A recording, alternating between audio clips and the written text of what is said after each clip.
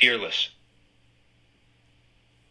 One should do great things as one fries small fish, simply, boldly, without fear. By following the Tao, one may successfully rule an empire. Ghosts will not frighten, gods will not harm, charlatans will not mislead the people. When the people live freely and fearlessly, virtue will abound. In this chapter 60 of the Tao Te Ching, titled Fearless, I want to start with the very last sentence. Virtue will abound. Now, virtue means high moral standards, which in many cases can be problematic. Having particular high moral standards that are based on exclusive or hierarchical designs leads to making some people lesser citizens. In other words, virtue can have many different meanings.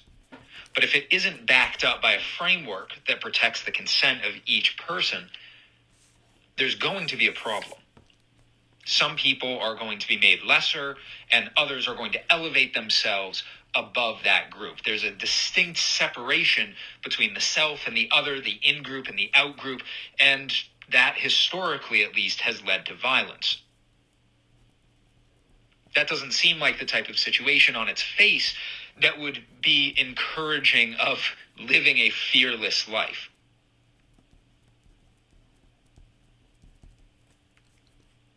That being said, a high moral standard can truly be a great thing. It is often a principle by which people seek to define and then seek to improve their lives through virtuous acts.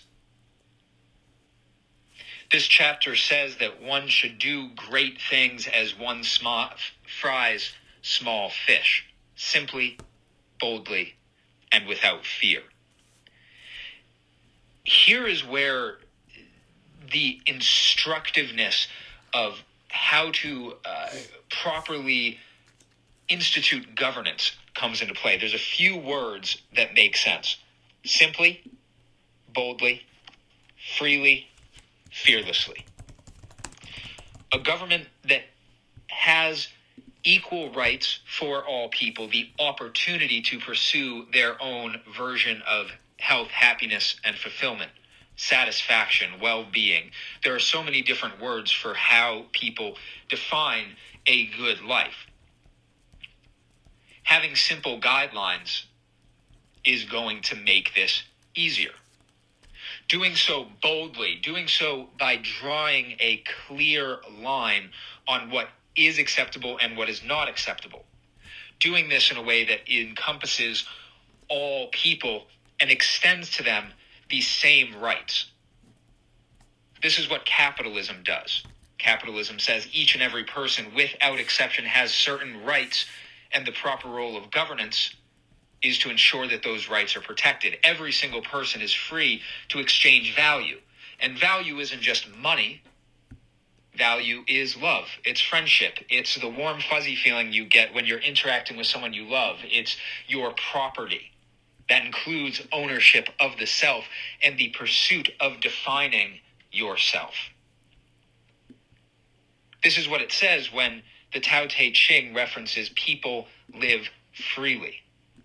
And as a result of that, virtue will abound. All of the goods are maximized and all of the harms are minimized.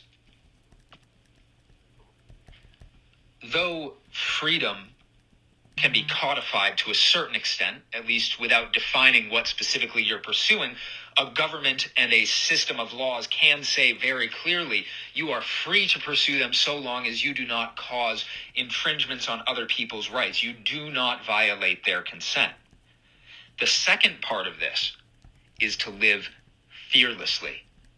And that is something that comes from learning and looking within.